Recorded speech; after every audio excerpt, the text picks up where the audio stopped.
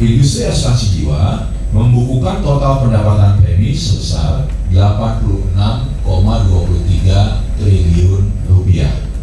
Secara umum dapat disampaikan bahwa terjadi penurunan pendapatan premi sebesar 9,9% jika dibandingkan dengan periode yang sama tahun lalu.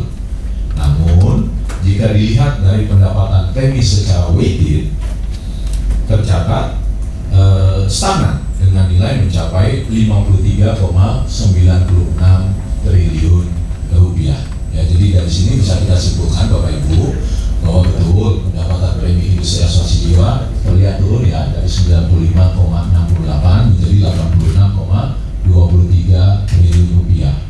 Tetapi pendapatan premi, jenis premi itu ada dua Bapak Ibu, ada yang premi berkala setiap tahun dibayarkan gitu ya, dan ada yang premi tunggal dibayar sekali tapi polisnya tetap aktif, tahun-tahun berikutnya tidak dibayar lagi. Nah, ketika di weighted ini lebih mencerminkan yang tunggal itu kalau disetahunkan jadi berapa, kira-kira gitu Bapak Ibu. Jadi ternyata kalau di weighted tidak turun terlalu banyak, bahkan boleh dibilang relatif sama ya, sehingga dapat kita simpulkan Bapak Ibu bahwa penurunan pendapatan premi industri asuransi jiwa semester 1 tahun 2023 lebih disebabkan dari penurunan pendapatan premi yang bersifat tunggal, single premium ya. Selanjutnya adalah tentang pendapatan premi berdasarkan produk. Ini juga menarik untuk kita lihat sama-sama Bapak Ibu. Untuk periode semester 1 tahun 2023 berdasarkan jenis produk yang dipasarkan, terlihat total pendapatan premi industri asuransi jiwa didominasi oleh produk asuransi jiwa tradisional dengan kontribusi 50,6% terhadap total pendapatan premi. Jadi Bapak Ibu bisa lihat ya bahwa pendapatan premi produk tradisional ya rasanya untuk pertama kalinya dalam sekian tahun terakhir ini lebih besar daripada pendapatan premi dari unit link ya, dan ini sesuatu yang mungkin sudah sekian tahun belum kita lihat karena unit link biasanya ya mendominasi. Pendapatan premi dari produk asuransi jiwa tradisional masih tercatat atau terlihat konsisten meningkat ya. Kemudian dapat disampaikan juga pada pertengahan tahun ini pendapatan premi produk tradisional meningkat 12% jika dibandingkan dengan tahun lalu menjadi 43,67 triliun. Sementara pendapatan premi dari produk asuransi jiwa yang dikaitkan dengan investasi ID ataupun unit link gitu ya tercatat sebesar 42,56%.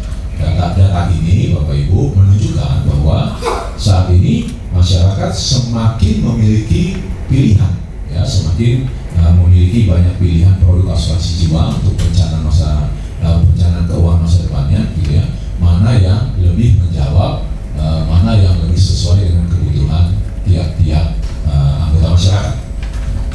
Slide berikutnya pendapatan premi berdasarkan jenis pembayaran tadi sebetulnya sudah saya singgung, tapi mari kita lihat lagi. Berikutnya Bapak Ibu, slide ini menunjukkan total pendapatan premi yang ditinjau dilihat dari jenis pembayaran.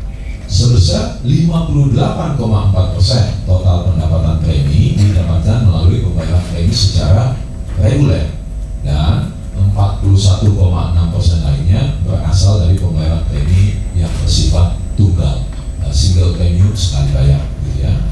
Pendapatan premi reguler mengalami peningkatan sebesar 1,4% dibandingkan periode sama tahun lalu menjadi 50,37 triliun rupiah. Sedangkan untuk pendapatan premi yang bersifat tunggal tercatat mengalami penurunan sebesar 22% menjadi 35,86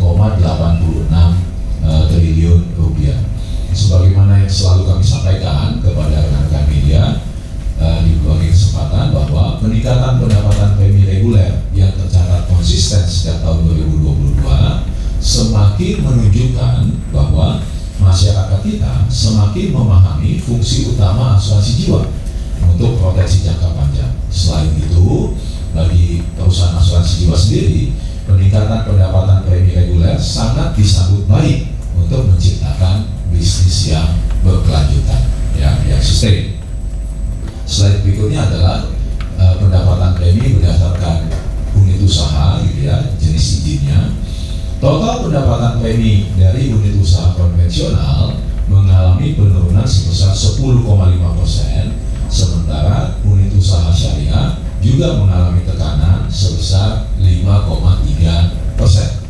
Total pendapatan premi dari unit usaha konvensional berkontribusi 88,1% dari total pendapatan premi atau setara dengan 75,93 triliun rupiah. Sementara Bapak Ibu, pendapatan premi dari unit usaha syariah berkontribusi sebesar 11,9% dengan total nilai 10,30 triliun rupiah.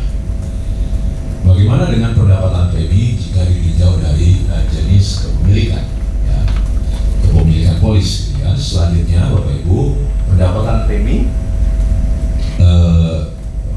sebesar 82,5% itu adalah premi industri asuransi jiwa yang berasal dari asuransi perorangan. Sementara sisanya 17,5% adalah pendapatan premi dari polis-polis asuransi kumpulan. Pendapatan premi asuransi perorangan turun sebesar 13,7%, sementara untuk asuransi kumpulan tumbuh sebesar 14,3% dibandingkan capaian pada periode yang sama tahun lalu. Bagaimana juga dengan total pendapatan premi berdasarkan bisnisnya, gitu ya, new business atau renewal, gitu ya. Pada periode semester 1 tahun 2023, industri asuransi jiwa, Bapak Ibu, mencatatkan premi bisnis baru sebesar 50,09 triliun rupiah, turun 15,2%. Premi bisnis baru berkontribusi sebesar 58,1% terhadap total pendapatan premi. Sementara dari premi lanjutan juga mengalami penurunan sebesar 1,2% menjadi 36,14 triliun rupiah. Pendapatan premi lanjutan berkontribusi 41,9% terhadap total pendapatan premi. Bagaimana juga jika kita melihat per kanal distribusi, ya.